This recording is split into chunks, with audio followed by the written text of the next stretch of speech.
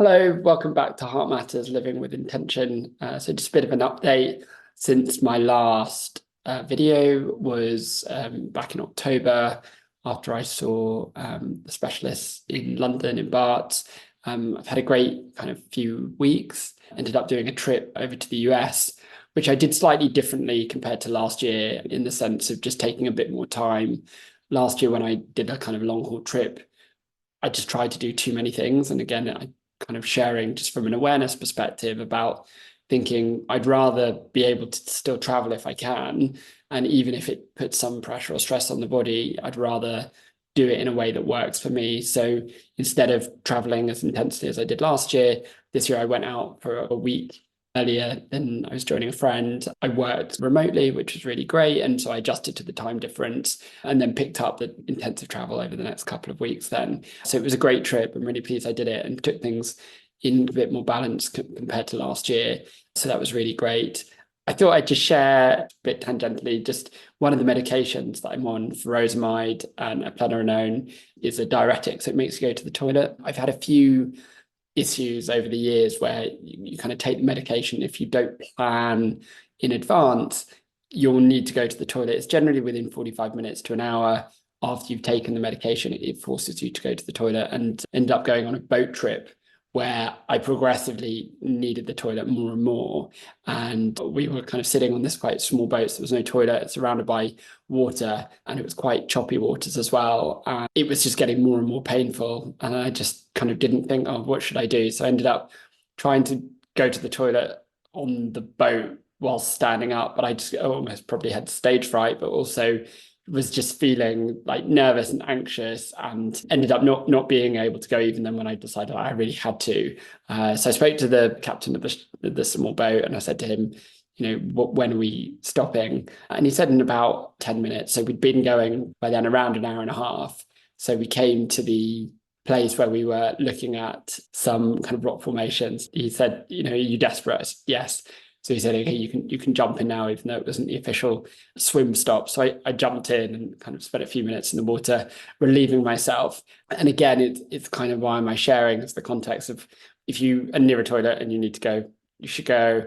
But also, I guess, a reminder, I'm on this medication, and just to kind of be aware. And I thought I was fine and I could do it, but obviously I really needed to go. It's kind of a bit of more pre-planning, and I probably drank quite a lot that morning as well, which didn't help things. So again, I'm pleased to say that was the most dramatic or challenging thing that happened whilst I was on my trip away. I came back a couple of days ago and then had the update, which is now at the moment turned into an annual review in the Royal Papworth Hospital in Cambridge. So I was really fortunate. A friend of mine who's visited me and helped me over the years as well agreed to drive me this morning. And there's always apprehensive kind of leading up to any kind of doctor's appointment, but this one specifically is in the back of my mind. It's the transplant specialist. So in the Royal Papworth Hospital, they do around 1 in 5 transplants in the UK every year. So there are around 100 transplants a year take place there. So around 500 heart transplants in the UK. It was a year ago, my kind of frequency used to be every 6 months to see them. It then went down to every 3 months when things were worse. And now it's gone. The frequency last year said, look, you seem stable.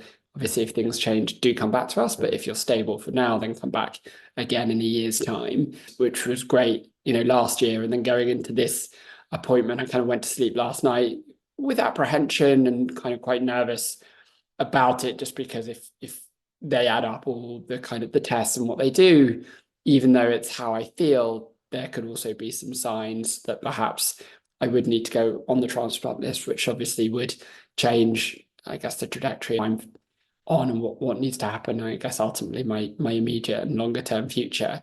So I ended up having about 5 hours sleep or so, getting up at 6 o'clock this morning to get myself to my friend's house. And then she drove us this morning, arriving at the hospital just around 8 o'clock, unbelievably efficient as ever, turning up. And I had the ECG done immediately, which is a scan to see how the heart rhythm and the electrics working in the heart.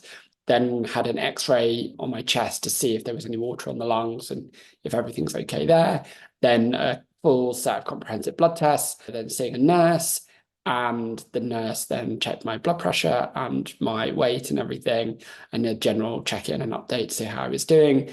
And then about 45 minutes later or so, the opportunity to then speak with a transplant specialist, one of the doctors who's part of a clinic. So each time I go, I see either the same or a different doctor that work as a team to review my specific case and to keep a track on everything. What was great to see him, the doctor I saw last year as well, was just kind of very much reassuring that we're stable, which again, I kind of knew going into this appointment, but again, with that apprehension of what if the kind of the data and adding everything up, if there is more of a problem. But fortunately, he kind of corroborated ultimately like how I was feeling, and just suggested again at the moment the frequency of a year's time also to come back for my next review. And again, unless things change, then that's absolutely fine.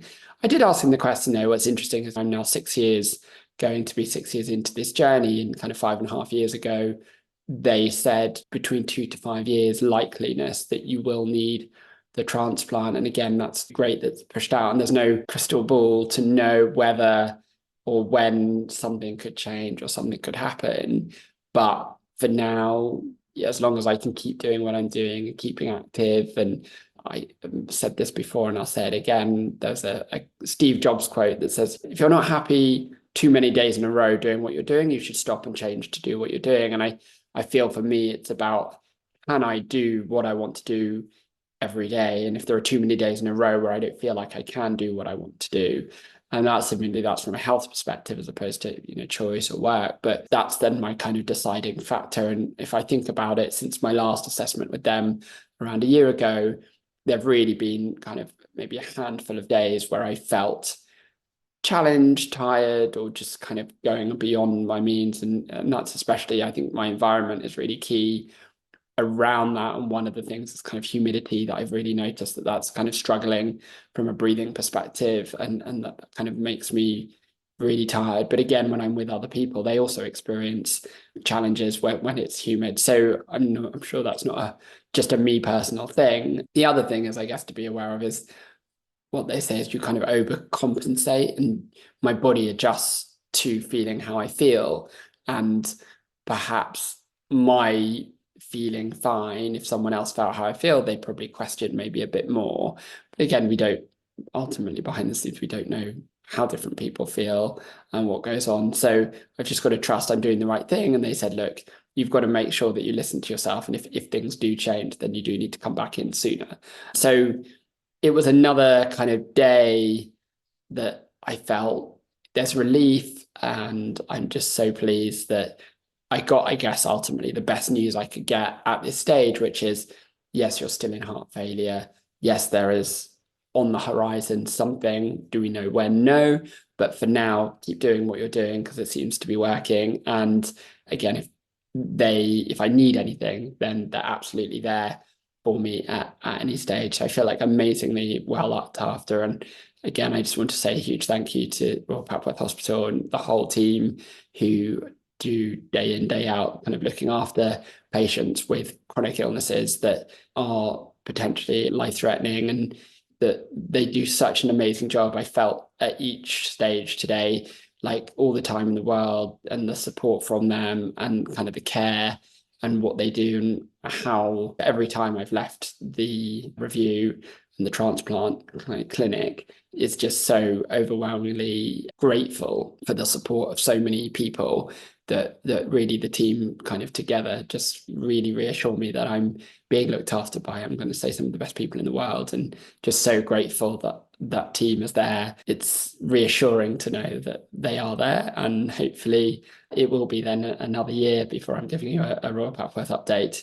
So that's it for now. And just really to sign off, if you've been watching these, I hope you've been enjoying the journey and kind of dipping in and out, kind of seeing how I've progressed over the years. And, we're here now at the end of 2023, and I kind of can't quite believe that we're in this kind of time, and think about the changes that have happened. And this year also, all the different kind of opportunities and things that I've really done and traveled and the places I've gone and the exercise that I've been doing and how I've been feeling. And it's just, yeah, so grateful to reflect on the year that fortunately it really has been less than one hand the number of days where I've maybe really felt like a heart failure kind of patient. And just, yeah, so grateful. Then hopefully in the new year, things will continue to be the same. As I reflect again this year, looking back and looking forward to 2024, there's a great tool that I use often with my clients at this time of year. It's a free tool called Year Compass, where it asks you a number of questions to reflect on all different areas of your life and ask kind of things in maybe quite a creative way. Perhaps what's the biggest risk that you've taken this year? Perhaps things and questions that frame the kind of reflective process that I think it gives a great structure. So as part of kind of this series, I'm going to put a link in the comments, perhaps that will help as well for you to reflect yourself on what 2023 brought you, but also to then look forward to what you want to gain from 2024. And I hope that's a super useful tool. And if you end up using it, feel free to be in touch. I'd love to hear how you get on with it. So thanks again for tuning in. If you've got any questions or anything, please write them in the comments or feel free to reach out if I can help any way, or there's any things you want me to cover in future episodes, then feel free. And thanks again, and wishing you season's greetings and a good end to 2023. Take care. Thanks for watching. Feel free to check out the British Heart Foundation, Cardiomyopathy UK and Save 9 Lives for more information. Why not comment on the video, tell me what you think or ask a question, and subscribe to the channel to continue to follow my journey.